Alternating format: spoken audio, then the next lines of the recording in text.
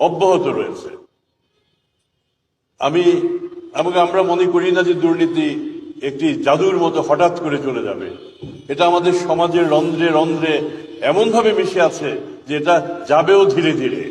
সেক্ষেত্রে আমাদের সবাইকে সজাগ থাকতে হবে, সবাইকে সচেতন থাকতে হবে। আমি বারবার একটা কথা বলি যে দুর্নীতি খারাপ, দুর্নীতি আমাদের করা উচিত না, এটা যদি বলি সবাই এর সাথে একমত হবেন। কিন্তু তারপরেও কেন দুর্নীতি? তার মূল কারণটি হচ্ছে আমাদের অস্থি মজ্জায় সংস্কৃতিতে এমন রন্ধ্রে রন্ধ্রে দুর্নীতি এমনভাবে মিশে আছে যে এটার অপনোদন অপসারণ অনেকটা কষ্টসাধ্য। সেজন্য দুর্নীতি রয়ে যাচ্ছে। কিন্তু আমরা যদি সবাই সচেতন থাকি, বিশেষ করে আমি বলবো তারুণ্যের কথা। আমি তো চাই তারুণ্যের আরেকটা জাগরণ, যেই তারুণ্য তখন বলবে আমরা দেশে পরিবর্তন এনেছি, আমরা দেশকে দুর্নীতি মুক্ত করব। আমি চাই তারুণ্যের সেই প্ল্যাটফর্ম থেকে সে দাবি আসবে। নিজেদের কিছু সীমাবদ্ধতা থাকলেও আমরা সবাই স্বীকার করি যে দুর্নীতি এই দেশকে বৈষম্যের দিকে নিয়ে গিয়েছে, দুর্নীতি অপশাসন টেনে এনেছে। আমরা যদি সুশাসন চাই তো সবার আগে এখানেই আমাদের হাত দিতে হবে। শাসন কারা করেন? শাসক কারা?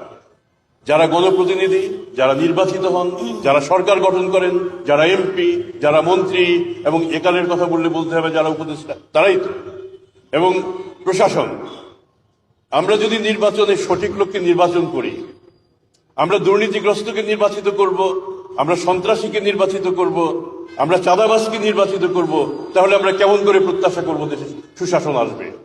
এই দায়টা জনগণের, যে আমরা সঠিক লোককে নির্বাচন করব, যারা দুর্নীতিবাজ নন, যারা সন্ত্রাসী নন, যারা চাঁদাবাজ নন, যারা কল্যাণের কথা বলেন, যারা জনগণের জন্য কাজ করেন, তারা যদি ক্ষমতায় আসেন, আমি দলমত নির্বিশেষে বলবো, সত্যিকার অর্থে আপনারা যদি ভালো লোককে নির্বাচিত করেন, তাহলে দেশে ভালো মানুষের শাসন প্রতিষ্ঠা হবে।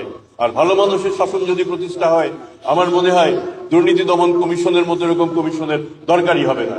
তার প্রধান হুইসেল ব্লোয়ার হচ্ছেন আপনারা যদি চেষ্টা করে যান, আমি অত্যন্ত দৃঢ়ভাবে বিশ্বাস করি আমাদের আগামী নির্বাচনে দুর্নীতিবাদ